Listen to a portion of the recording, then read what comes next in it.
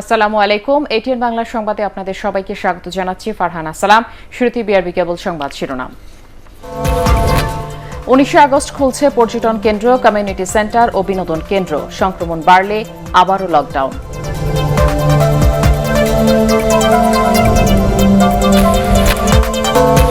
শর্ত না মেনেই রাজধানীতে চলছে গণপরিবহন, দোকানপাট ও খাবার হোটেলে উপেক্ষিত স্বাস্থ্যবিধি।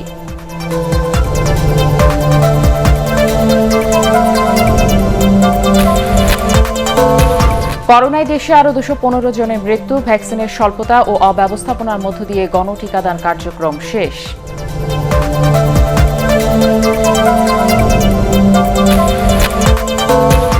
আগস্টে আসবে আরও 1 কোটি ডোজ টিকা, জানালেন স্বাস্থ্যমন্ত্রী। মহামারীর মধ্যে ডেঙ্গু সামলানো বড় চ্যালেঞ্জ, বলছেন চিকিৎসকরা।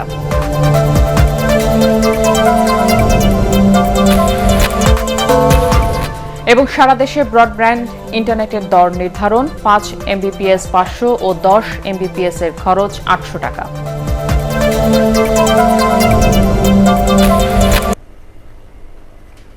শুনছিলেন বিআরবি কেবল সংবাদ শিরোনাম। এবারে পুরো খবর। শর্ত সাপেক্ষে আগামী 19 আগস্ট থেকে খুলছে দেশের পর্যটন কেন্দ্র, কমিউনিটি সেন্টার ও বিনোদন কেন্দ্র। এ বিষয়ে প্রজ্ঞাপন জারি করেছে সরকার। সচিবালয় সাংবাদিকদের জনপ্রশাসন প্রতিমন্ত্রী ফরহাদ হোসেন জানান, করোনা সংক্রমণ বাড়লে আবারও লকডাউন দেয়া হবে। করোনা ভাইরাসের কারণে ক্ষতিগ্রস্ত সরকারি চাকরি প্রার্থীদের বয়স 21 মাস ছাড় দেওয়ার জন্য প্রধানমন্ত্রী শেখ হাসিনার কাছে প্রস্তাব পাঠানো হয়েছে বলেও জানান তিনি। হুমায়ুন চিস্তির রিপোর্ট। ঈদের পর গত 23 জুলাই থেকে শুরু হওয়া লকডাউনের বিধিনিষেধ 11 আগস্ট থেকে বেশিরভাগ ক্ষেত্রেই তুলে নেওয়া হয়েছে। আগামী 19 আগস্ট থেকে কয়েকটি শর্তে পর্যটন কেন্দ্র, কমিউনিটি সেন্টার ও বিনোদন কেন্দ্রও খুলে দিচ্ছে সরকার। সেদিন থেকে সব গণপরিবহন সড়কে নামতে পারবে। তবে করোনা সংক্রমণ পরিস্থিতির আরও অবনতি হলে আবারও লকডাউন দেওয়ার কথা জানান জনপ্রশাসন প্রতিমন্ত্রী। বিনোদন কেন্দ্র বা যেখানে আমাদের কমিউনিটি সেন্টার আছে, রিসোর্ট আছে, সেগুলো চালু করতে হবে অর্ধেক সংখ্যক মানুষকে নিয়ে। অর্ধেক সংখ্যক পরিবহন ব্যবস্থা চালু করা হয়েছে 11 তারিখ থেকে। সেইটি আমরা 19 তারিখ থেকে পুরোপুরি চালু হবে এবং স্বাস্থ্যবিধি অনুযায়ী আপনার সেটি চলবে। এখনও কিন্তু আমাদের পরিস্থিতি সন্তোষজনক নয়। যদি দেখি যে আমরা মানুষ মানছে না, বেড়ে যাচ্ছে, তখন তো আবার বন্ধ করতে হবে। এছাড়া তো পৃথিবীতে দ্বিতীয় কোনো বিকল্প বেরোয়নি। প্রতিমন্ত্রী বলেন, করোনার ক্ষতি পুষিয়ে নিতে বিভিন্ন শ্রেণী পেশার মানুষকে প্রণোদনা দেওয়া হয়েছে। সেক্ষেত্রে করোনাকালে যাদের চাকরির বয়সসীমা পেরিয়ে গেছে তাদের আগামী 31 ডিসেম্বর পর্যন্ত সরকারি চাকরিতে আবেদনের সুযোগ দিতে আবারও একটি প্রস্তাব প্রধানমন্ত্রীর কাছে পাঠানো হয়েছে। তিনি অনুমোদন দিলে প্রয়োজনীয় নির্দেশনা দেওয়া হবে। ইতিমধ্যে আমরা যেটা করেছি যে চাকরির বয়স বাড়ানো যে ব্যাপারটা, সেটা কিন্তু নীতিগত সিদ্ধান্ত, দেশের একটা পলিসি আছে। আমরা একটি প্রস্তাব পাঠিয়েছি মাননীয় প্রধানমন্ত্রীর কাছে আবার নতুন করে। তিনি যদি অনুমোদন দেন তাহলে সরকারি যে কোনো প্রতিষ্ঠানে আমরা এইটা পাঠিয়ে দেব সবার কাছে। যারা যখন বিজ্ঞাপনটা দিবে সে বিজ্ঞাপনে উল্লেখ করবে 2020 সালের 25শে মার্চে তার বয়স 30 হতে হবে। করোনা মহামারীর কারণে এর আগে প্রথম দফায় গত বছর 25 মার্চ যাদের বয়স 30 বছর পূর্ণ হয়েছিল তাদের পরবর্তী 5 মাস অর্থাৎ আগস্ট পর্যন্ত সরকারি চাকরিতে আবেদনের সুযোগ দেওয়া হয়েছিল। হুমায়ুন চিস্তি, এটিএন বাংলা, ঢাকা। সরকার নির্দেশিত শর্ত না মেনেই রাজধানীতে চলছে গণপরিবহন। সিট ছাড়াও দাঁড়িয়ে যাত্রী নিতে দেখা গেছে বেশিরভাগ গণপরিবহনে। এদিকে নগরীর বিভিন্ন সড়কে ছিল তীব্র যানজট। দোকানপাট, শপিং মল এবং খাবার হোটেলেও উপেক্ষিত ছিল স্বাস্থ্যবিধি। শফিউল আলম সুজনের রিপোর্ট। রাজধানীতে যানবাহনের দীর্ঘ এ সারি নতুন নয়। লকডাউন তুলে দেওয়ার পর চাপ বাড়ছে আগের চেয়ে অনেক বেশি। এক জায়গা থেকে আরেক জায়গায় যেতে লাগছে ঘন্টার পর ঘন্টা। যানজট এখন প্রধান সড়ক থেকে অলিগলিতেও ছড়িয়ে পড়ছে। সড়কের সব ধরনের যানবাহনের চাপ ছিল অনেক বেশি, তাই নির্দিষ্ট সময়ের গন্তব্যে পৌঁছাতে পারেননি অনেকে। আগে আমার সময় লাগতো 15 মিনিট বা 20 মিনিট, সেখানে আমার ডাবল সময় লেগে গেল। জামজাটটা বেশি। এতদিন বন্ধ থাকার পরে 2 দিন খুলছে, 2 দিনের পুরো গতকালকেও যেমন জাম গেছে, আজকেও একই অবস্থা। গাড়ি ঘোড়া সব নামছে, আপনার আধা ঘন্টার রাস্তা প্রায় 1 ঘন্টার বেশি লাগে। করোনার সংক্রমণ বাড়লেও কোনো পরিবহনে স্বাস্থ্যবিধি না মেনে অতিরিক্ত যাত্রী নিয়েছে। এ নিয়েও যাত্রীদের মধ্যে রয়েছে সংক্রমণ বেড়ে যাওয়ার আতঙ্ক। সিঙ্গেল বসছি, এখন ডাবল বসতেছি, কেমন একটু আনিজে লাগতেছে। দাঁড়িয়ে বেশি গ্যাদারিং হয়ে যায়, তো সেক্ষেত্রে করোনাটার একটু ভয়াবহতা থাকে। এদিকে রাজধানীর মার্কেট ও শপিং মলগুলোতে সামাজিক দূরত্ব মানতে দেখা যায়নি। খাবার হোটেলগুলোতেও ছিল না কোনো স্বাস্থ্যবিধি। রাউন্ড টেবিল, এই টেবিলটা যে জায়গা এটা আসলে 3 ফিট নাই, সো আসলে বলে এটা পসিবল না। ওইভাবে রেস্টুরেন্টও চলবে না, আমাদেরও পসিবল না। 3 ফিট মানে দূরত্ব বজায় রেখে শপিং করা বা আপনার গণপরিবহনে চড়া এগুলো তো মানে আসলে সম্ভব না। বাংলাদেশের মতো অবস্থানে থেকে স্বাস্থ্যবিধি এটা আসলে হয় না। অনেকেরা মাস্ক পরে আবার পরে না, আমিও তো এইমাত্র লাগাইছি। দোকান ও মার্কেটগুলোতে স্বাস্থ্যবিধি মানার ক্ষেত্রে ক্রেতা ও বিক্রেতারা ছিল অনেকটাই উদাসীন। শফিউল আলম সুজন, ATN বাংলা, ঢাকা। করোনায় দেশে আরও 215 জনের মৃত্যু হয়েছে। সবশেষ 24 ঘন্টায় 10,000-এরও বেশি মানুষের করোনা শনাক্ত হয়েছে। শনাক্তের হার 22.46%। জনস্বাস্থ্য বিশেষজ্ঞরা বলছেন, শতভাগ স্বাস্থ্যবিধি ও টিকা নেয়ার মাধ্যমে এ মহামারী নিয়ন্ত্রণ করা সম্ভব। শারফুল আলমের রিপোর্ট। করোনার ধরন পরিবর্তন হওয়ায় বাড়ছে আক্রান্ত ও মৃতের সংখ্যা। মহামারী এই ভাইরাসে 24 ঘন্টায় আরও 215 জন মারা গেছেন। এ নিয়ে মোট মৃতের সংখ্যা দাঁড়ালো 23,613 জনে। মৃতদের মধ্যে 107 জন পুরুষ, নারী 108। স্বাস্থ্য অধিদপ্তরের পরিসংখ্যান অনুযায়ী 50 বছরের মধ্যে মারা গেছেন 50 জন, আর 51 থেকে 90 বছর বয়সের মধ্যে মারা গেছেন 164 জন। 100 বছরের ঊর্ধ্বে মারা গেছেন একজন।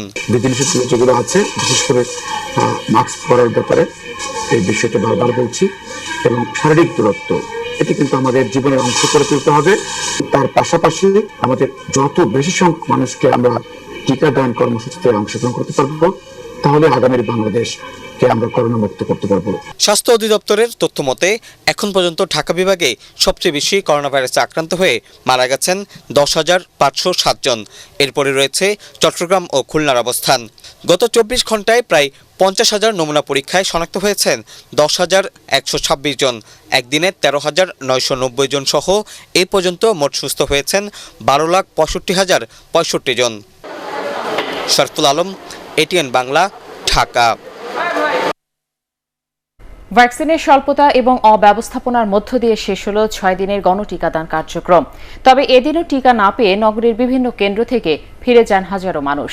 টিকার প্রতি মানুষের আগ্রহ বাড়া এবং কেন্দ্রে প্রয়োজনের তুলনায় কয়েক গুণ বেশি মানুষ একসাথে ভিড় করায় এ অবস্থার সৃষ্টি হয়েছে বলে জানিয়েছেন বিশেষজ্ঞরা।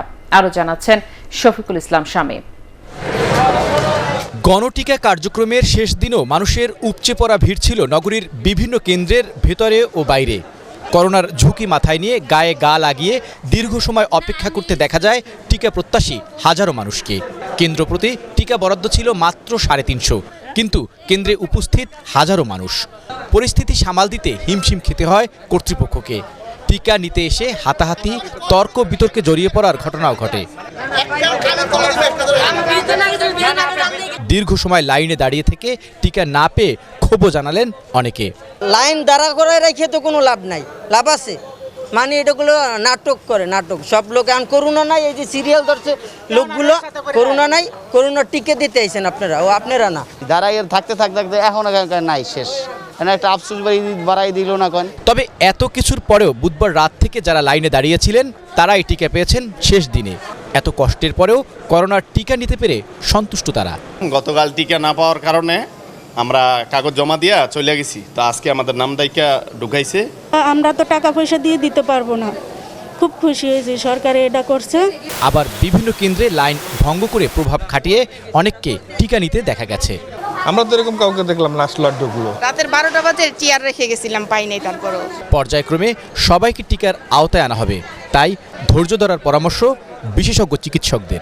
সারা বাংলাদেশের মানুষের মধ্যে টিকা নিয়ে যে আশা সঞ্চার হয়েছে, আমি এটাকে পজিটিভভাবে দেখি এবং মানুষ টিকা কেন্দ্রে যথেষ্ট ভিড় করছে। এর মাধ্যমে একটা প্রচুর সংখ্যক মানুষকে টিকার আওতায় নিয়ে আসা সম্ভব হয়েছে। সব জায়গায় দেখা যাচ্ছে যে একটু ভিড় থাকতে পারে, কারণ যেহেতু অনেক মানুষের আগ্রহ, তো আমরা তো পর্যায়ক্রমে দিব, সেভাবে কিন্তু কাজ করে। এবং মাননীয় প্রধানমন্ত্রী নিজে বসে ভ্যাকসিন পর্যায়ক্রমে সবাই পাবে, সেই হিসাবে কিন্তু রেজিস্ট্রেশন করছে মানুষ, আমরাও দিচ্ছি। গণটিকার শেষ দিনেও বিশৃঙ্খল পরিস্থিতির মধ্য দিয়ে তাদের এই কার্যক্রম শেষ করতে হয়েছে। অল্প সময়ের মধ্যে টিকা শেষ হয়ে যাওয়ায় অনেকেই ক্ষুব্ধ হয়ে ওঠেন এবং দীর্ঘ সময় লাইনে দাঁড়ানোর পর যখন ঘোষণা দেওয়া হয় টিকা শেষ, তখনই তারা বিশৃঙ্খল পরিস্থিতির সৃষ্টি করেন। শফিকুল ইসলাম শামীম, ATN বাংলা, ঢাকা।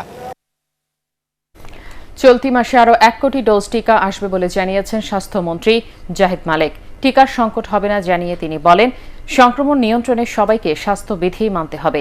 এ সময় করোনা মহামারীর মধ্যে ডেঙ্গুর প্রকোপ সামলানো বড় চ্যালেঞ্জ বলে জানান চিকিৎসকরা। রাজধানীতে করোনা ও ডেঙ্গু চ্যালেঞ্জ শীর্ষক এক আলোচনা সভায় তারা এসব কথা বলেন। ইমদাদুল্লাহ বাবুর রিপোর্ট। রাজধানীর একটি হোটেলে করোনা ও ডেঙ্গু মোকাবিলায় চ্যালেঞ্জ শীর্ষক এই আলোচনা সভা যৌথভাবে আয়োজন করে বাংলাদেশ সোসাইটি অব মেডিসিন ও স্বাস্থ্য অধিদপ্তর। এতে বক্তারা বলেন, করোনার সাথে পাল্লা দিয়ে বাড়ছে ডেঙ্গু ও ম্যালেরিয়া সহ নানা ধরনের রোগ। প্রতিদিনই হাসপাতালে বাড়ছে রোগীর সংখ্যা, রোগীর চাপ সামাল দিতে হিমশিম খেতে হচ্ছে তাদের। নতুন রোগী ভর্তি করার পরিস্থিতিও দিন দিন ফুরিয়ে আসছে। গোটা চিকিৎসা ব্যবস্থাপনার উপর পড়ছে অতিরিক্ত চাপ। এমনও পেশেন্ট আমরা পেয়েছি যাদের কোভিড-19 সঙ্গে সিভিয়ার ম্যালেরিয়া হয়ে গেছে, সাথে প্রেগনেন্সি আছে।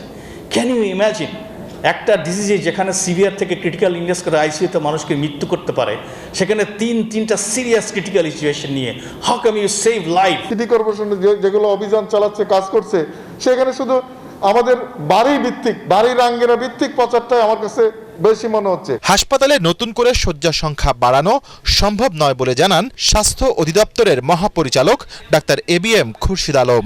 এখন সবকিছু শুরু হয়ে গেছে, সবকিছু খুলে দেওয়া হয়েছে, কাজে আমাদের খেয়াল করতে হবে যে আমরা যেন এই রোগটাকে বাড়িয়ে না চলি। বাড়িয়ে চললে আসলেই আমরা এটাকে সামাল দিতে পারবো না। যতই সক্ষমতা থাকুক, যতই চেষ্টা করি না কেন, হাসপাতালে আর বিছানা বাড়ানো সম্ভব হবে না। অনুষ্ঠানে ডেঙ্গু মোকাবিলায় স্বাস্থ্য অধিদপ্তরের পাশাপাশি স্থানীয় সরকার বিভাগ ও সিটি কর্পোরেশনকে আরও উদ্যোগী হওয়ার আহ্বান জানান স্বাস্থ্যমন্ত্রী।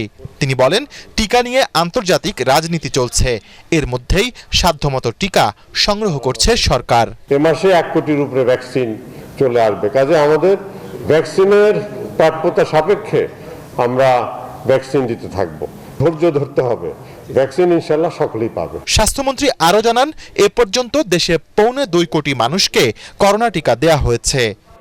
ইমদাদুল্লাহ বাবু, ATN বাংলা, ঢাকা। করোনার বর্তমান পরিস্থিতিতে স্বাস্থ্যবিধি উপেক্ষা সবার জন্য চরম আত্মঘাতী বিপর্যয় ডেকে আনতে পারে বলে মন্তব্য করেছেন আওয়ামী লীগ সাধারণ সম্পাদক ওবায়দুল কাদের। তিনি বলেন, সংক্রমণ নিয়ন্ত্রণে টিকা নেয়ার পাশাপাশি মাস্ক পরা সহ স্বাস্থ্যবিধি মেনে চলতে হবে। রাজধানীর সরকারি বাসভবনে ব্রিফিংয়ে বিএনপির সমালোচনা করে তিনি বলেন, ভ্যাকসিন নিয়ে তাদের মিথ্যাচার, অপপ্রচার ছাড়া আর কিছুই নয়। দেশে টিকার সংকট নেই জানিয়ে এ বিষয়ে গুজবে কান না দিতে সবার প্রতি আহ্বান জানান ওবায়দুল কাদের। করোনার সংক্রমণ এখনো উচ্চ মাত্রায়, তাই নিজেদের জীবনের সুরক্ষা নিজেকেই নিশ্চিত করতে হবে, তা না হলে পরিস্থিতির আরও অবনতি ঘটবে।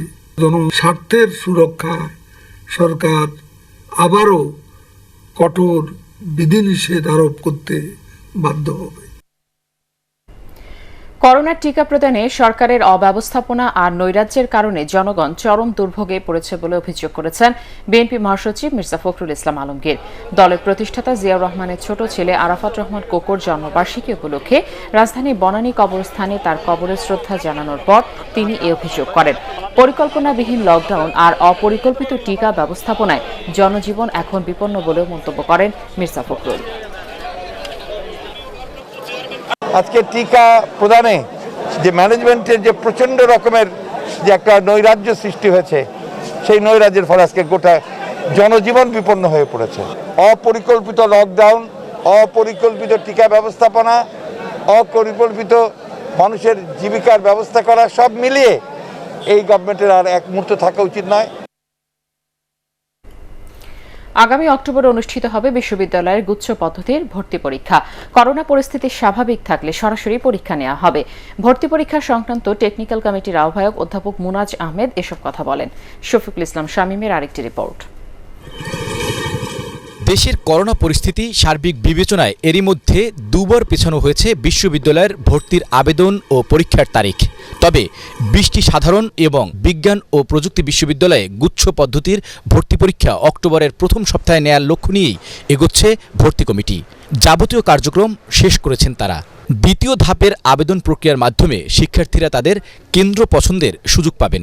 সাধারণ বিশ্ববিদ্যালয়গুলোর ভর্তি পরীক্ষা বিষয়ক টেকনিক্যাল সাব কমিটির আহ্বায়ক অধ্যাপক ডক্টর মুনাজ আহমেদ জানিয়েছেন, সার্বিক বিষয় বিবেচনায় আরও কিছুদিন সময় নেওয়া হচ্ছে। আগস্টের শেষেই আমরা রেজাল্টটা দিয়ে সেকেন্ড পর্যায়ের আবেদন আমরা শুরু করতে পারবো। দ্বিতীয় পর্যায়টা আগস্টের শেষে শুরু করতে পারি, দ্বিতীয় পর্যায়টা বেশি সময় লাগবে না, এটা এক সপ্তাহের মধ্যে হয়ে যাবে। তাহলে আমরা তাদের সেন্টারটাকে ডিস্ট্রিবিউট করে আমরা পরীক্ষার একটা সিদ্ধান্ত নিতে পারবো। আমরা যদি অক্টোবরেও পরীক্ষা নেওয়ার চিন্তা করে ফিজিক্যালি এখনও পরীক্ষা নিতে চাচ্ছি, আমাদের ইচ্ছাটা এখন সেরকমই আছে। তা সেটা তো করোনা পরিস্থিতির উপর সম্পূর্ণভাবে ডিপেন্ড করবে।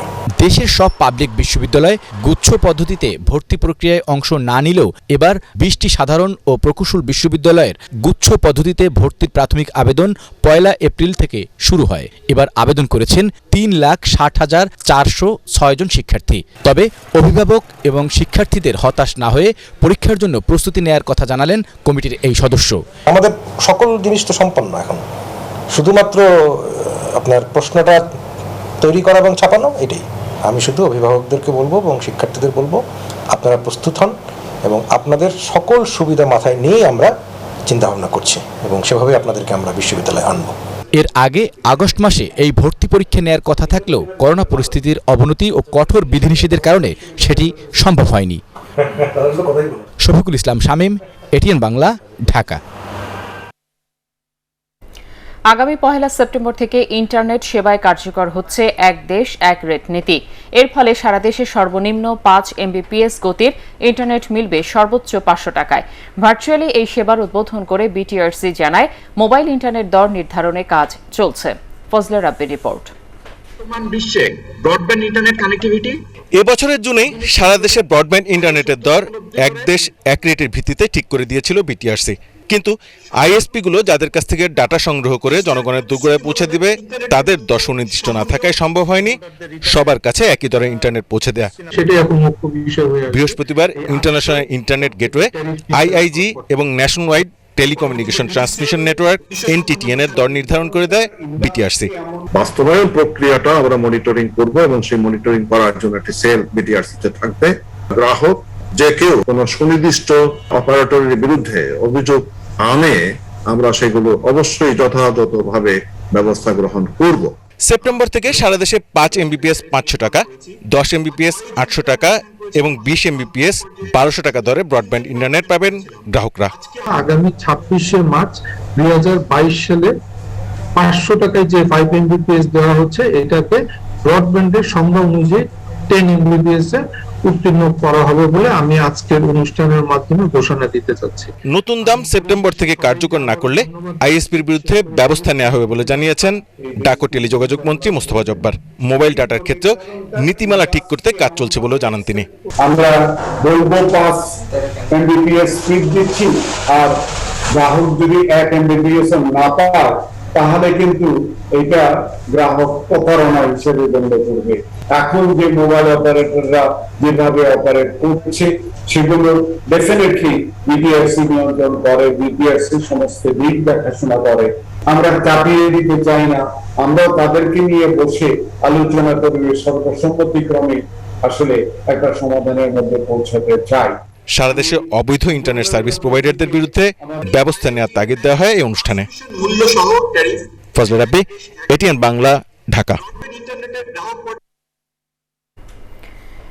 রাশিয়ার নবনিযুক্ত রাষ্ট্রদূত আলেকজান্ডার ভিগনেতিয়েভিচ মন্তেস্কি ও জার্মানির নতুন রাষ্ট্রদূত আচিম ট্রস্তার রাষ্ট্রপতি আব্দুল হামিদের কাছে পরিচয়পত্র পেশ করেছেন। তারা বঙ্গভবনে পৌঁছালে প্রেসিডেন্ট গার্ড রেজিমেন্টের একটি চৌকস দল তাদের গার্ড অব অনার প্রদান করে। এ সময় তাদের স্বাগত জানিয়ে বাংলাদেশের সাথে রাশিয়া ও জার্মানির সৌহার্দ্যপূর্ণ সম্পর্ক ভবিষ্যতে আরও জোরদার হবে বলে আশাবাদ ব্যক্ত করেন রাষ্ট্রপতি। নতুন 2 রাষ্ট্রদূত দায়িত্ব পালনে রাষ্ট্রপতির সার্বিক সহযোগিতা কামনা করেন। রাষ্ট্রপতির কার্যালয়ে সচিব সম্পদ বড়ুয়া, সামরিক সচিব মেজর জেনারেল SM সালাউদ্দিন ইসলাম এ সময় উপস্থিত ছিলেন।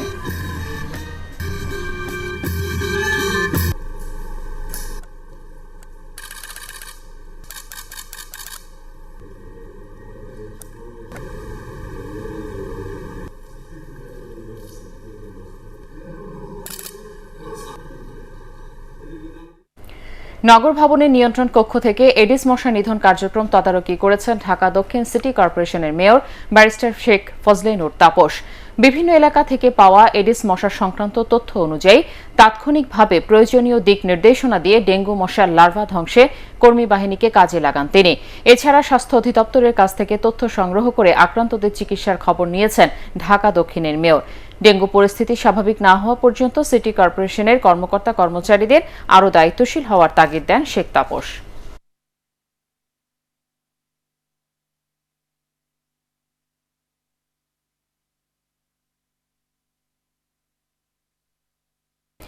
কানাডার কাছে জাতির পিতা বঙ্গবন্ধু শেখ মুজিবুর রহমানের হত্যা মামলার মৃত্যুদণ্ডপ্রাপ্ত আত্মস্বীকৃত খুনি নূর চৌধুরীকে ফেরত চেয়েছে বাংলাদেশ। কানাডার আন্তর্জাতিক উন্নয়ন বিষয়ক মন্ত্রী কারিনা গোল্ডের সাথে ভার্চুয়াল বৈঠকে নূর চৌধুরীকে ফেরত দেওয়ার অনুরোধ করেন পররাষ্ট্রমন্ত্রী ড একে আব্দুল মোমেন। একই সাথে রোহিঙ্গা গণহত্যা নিয়ে আন্তর্জাতিক আদালতে গাম্বিয়ার লড়াইকে সহায়তার আশ্বাস দেন পররাষ্ট্রমন্ত্রী। সহায়তার আহ্বান জানান পররাষ্ট্রমন্ত্রী। বৈঠকে রোহিঙ্গাদের টিকা দেওয়ার বিষয়টি অবহিত করা হয়। রোহিঙ্গাদের মিয়ানমারে ফেরত পাঠাতে কানাডার সহায়তা চান ড একে আব্দুল মোমেন। বঙ্গবন্ধুকে সপরিবারে হত্যা করে একটি চক্র বাংলাদেশকে ব্যর্থ রাষ্ট্রে পরিণত করতে চেয়েছিল বলে মন্তব্য করেছেন আইনমন্ত্রী আনিসুল হক। ব্রাহ্মণবাড়িয়ার কসবায় জাতীয় শোক দিবস পালনের প্রস্তুতি সভায় ভার্চুয়ালি যুক্ত হয়ে তিনি এ মন্তব্য করেন। জিয়াউর রহমান, হোসেন মোহাম্মদ এরশাদ এবং বেগম খালেদা জিয়া তাদের শাসনামলে বঙ্গবন্ধুর স্মৃতি মুছে ফেলার চেষ্টা করেছিলেন বলে এ সময় ক্ষোভ প্রকাশ করেন আইনমন্ত্রী। যারা 2-4 জন বাইরের থেকে এসে আওয়ামী লীগে গন্ডগোল সৃষ্টি করতে চান তাদেরকে আমি শুধু এইটুকু হুঁশিয়ারি দিয়ে দিতে চাই যে আওয়ামী লীগ এই বহিরাগতদেরকে কিন্তু বের করে দিতে পারে। এই সব আর হতে দেওয়া হবে না। জনগণের সাথে আমাদের সব সময় থাকতে হবে, এটাই হচ্ছে বঙ্গবন্ধুর আদর্শের প্রথম কথা। একজন নারী স্বামীর রাজনীতির নেপথ্যে থেকে কতভাবে ভূমিকা পালন করতে পারেন তা বেগম ফজিলাতুন্নেসা মুজিবকে না দেখলে বোঝার উপায় নেই বলে মন্তব্য করেছেন স্বরাষ্ট্রমন্ত্রী আসাদুজ্জামান খান কামাল। বঙ্গমাতা বেগম ফজিলাতুন্নেসা মুজিবের 91তম জন্মবার্ষিকী উপলক্ষে রাজধানীতে মহিলা লীগের আলোচনার সভায় তিনি এ মন্তব্য করেন। স্বরাষ্ট্রমন্ত্রী আরও বলেন, ত্যাগ আর প্রজ্ঞা দিয়ে বঙ্গমাতা প্রেরণা জুগিয়েছিলেন বলেই শেখ মুজিবুর রহমান বঙ্গবন্ধু হয়ে উঠেছিলেন। শিক্ষামন্ত্রী ডাক্তার দীপু মনি এতে অন্যান্যের মধ্যে বক্তব্য রাখেন।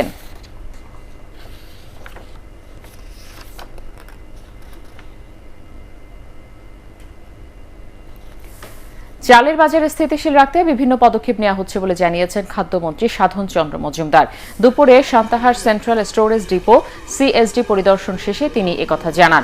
অবৈধ মজুতদারদের বিরুদ্ধে ব্যবস্থা নেওয়ার পাশাপাশি বেসরকারিভাবে চাল আমদানির প্রক্রিয়া চলছে বলেও জানান তিনি।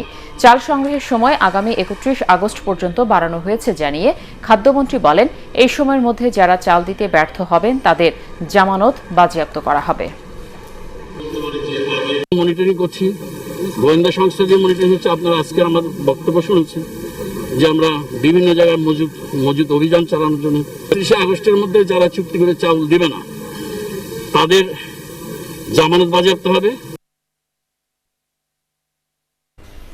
বঙ্গমাতা বেগম ফজিলাতুন্নেসা মুজিবের জন্মবার্ষিকী উপলক্ষে যশোরে করোনায় ক্ষতিগ্রস্ত পল্লী উদ্যোক্তাদের মধ্যে প্রণোদনার ঋণ দেওয়া হয়েছে। ঝিকরগাছা উপজেলার ফুল চাষীদের মাঝে প্রধানমন্ত্রী প্রণোদনার এই ঋণ বিতরণ করা হয়। পল্লী উন্নয়ন ও সমবায় প্রতিমন্ত্রী স্বপন ভট্টাচার্য এসব অন্যান্যের মধ্যে উপস্থিত ছিলেন। প্রথম ধাপে আজ 54 জন ফুল চাষীর মধ্যে 48,50,000 টাকার চেক বিতরণ করা হয়। দ্বিতীয় ধাপে আরও 24 জন চাষীকে 27,50,000 টাকার চেক দেয়া হবে।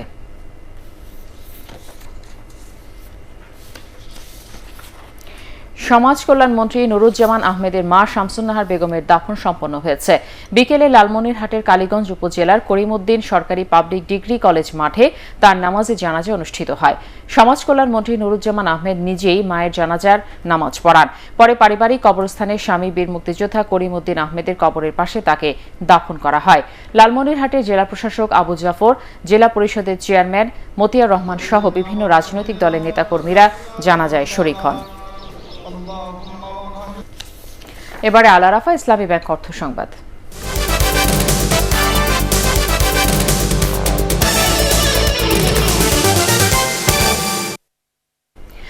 আল আরাফা ইসলামী ব্যাংক লিমিটেডের চেয়ারম্যান নির্বাচিত হওয়ায় কেডিএস গ্রুপের ব্যবস্থাপনা পরিচালক সেলিম রহমানকে শুভেচ্ছা জানিয়েছেন এটিএন বাংলার চেয়ারম্যান ডক্টর মাহফুজুর রহমান। দুপুরে ব্যাংকের প্রধান কার্যালয়ে তার পক্ষে সম্মাননা ক্রেস্ট, কেক ও ফুলের তোড়া দেন এটিএন বাংলার head of marketing Uttam Kumar Shil ও deputy head of marketing Shafiqul Islam. ব্যাংকের সাবেক চেয়ারম্যান আব্দুস সামাদ লাবু এ সময় অন্যান্যের মধ্যে উপস্থিত ছিলেন। প্রতিষ্ঠানটির নবনির্বাচিত চেয়ারম্যান সেলিম রহমান এটিএন নিউজের অন্যতম পরিচালক।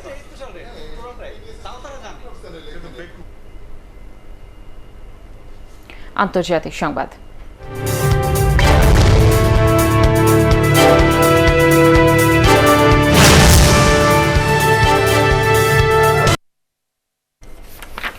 হাসপাতালে ভর্তি গুরুতর কোভিড রোগীদের ওপর আরও 3টি ওষুধের কার্যকারিতা যাচাই করতে যাচ্ছে বিশ্ব স্বাস্থ্য সংস্থা। বাংলাদেশ ও ভারত সহ মোট 52টি দেশে আর্টিসুনেট, ইমাটিনিব এবং ইনফ্লিক্সিন্যাব নামে 3 ওষুধের পরীক্ষা চালানো হবে। মরণাপন্ন কোভিড রোগীদের মৃত্যু ঝুঁকি কমাতে সম্ভাব্য কার্যকর হিসেবে ওষুধগুলো প্রস্তাব করে WHOর স্বাধীন বিশেষজ্ঞ প্যানেল।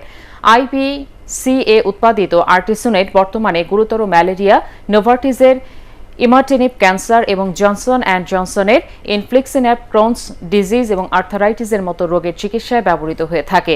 এর আগে গুরুতর করোনা রোগের চিকিৎসায় রেমডেসিভির ও হাইড্রক্সিক্লোরোকুইন সহ 4টি ওষুধের কার্যকারিতা পরীক্ষা করে WHO। যে গবেষণার ফলাফলে দেখা যায় গুরুতর কোভিড রোগীতে বাঁচাতে খুব সামান্য অথবা কোনো কাজই করে না এই 4টি ওষুধ।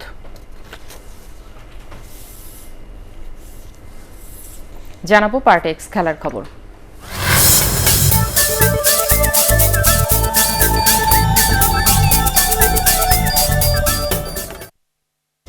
ফিফা র্যাঙ্কিংয়ে 4 ধাপ পিছিয়ে বাংলাদেশের অবস্থান এখন 888 নম্বরে।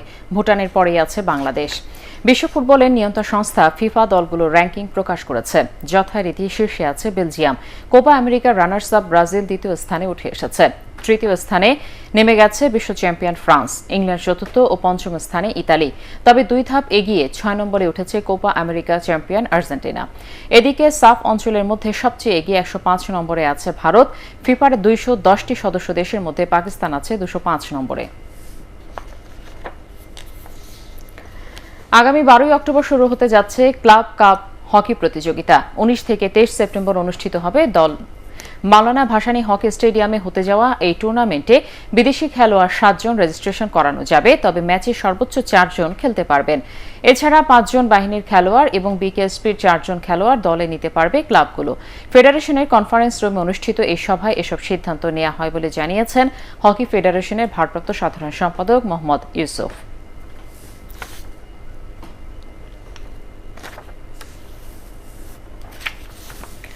শেষ করবার আগে বিআরবি কেবল সংবাদ শিরোনাম জানাবো আরও একবার। 19 আগস্ট খুলছে পর্যটন কেন্দ্র, কমিউনিটি সেন্টার ও বিনোদন কেন্দ্র। সংক্রমণ বাড়লে আবারও লকডাউন।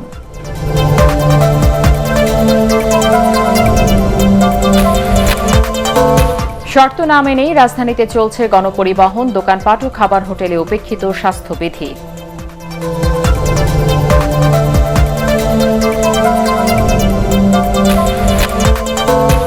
করোনায় দেশে আরও 215 জনের মৃত্যু। ভ্যাকসিনের স্বল্পতা ও অব্যবস্থাপনার মধ্য দিয়ে গণটিকাদান কার্যক্রম শেষ।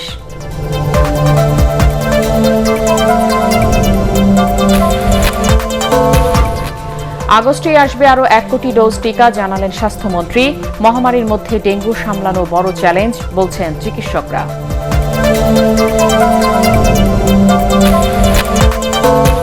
এবং সারা দেশে ব্রডব্যান্ড ইন্টারনেটের দর নির্ধারণ। 5 MBPS 500 ও 10 MBPS এর খরচ 800 টাকা।